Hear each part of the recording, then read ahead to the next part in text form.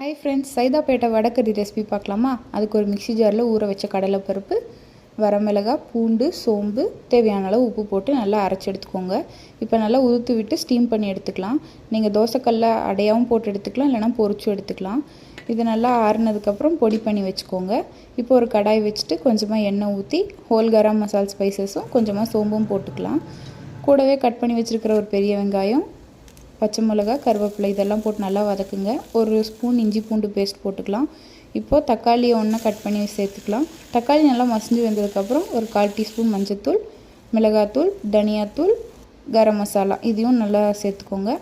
சேர்த்துட்டு தேவையான அளவு தண்ணி சேர்த்துக்கலாம்.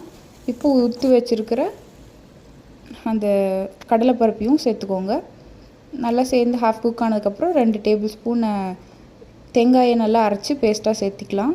கடைசியாக மல்லித்தழை தூவி இறக்குனீங்கன்னா சூப்பரான வடகறி ரெடி.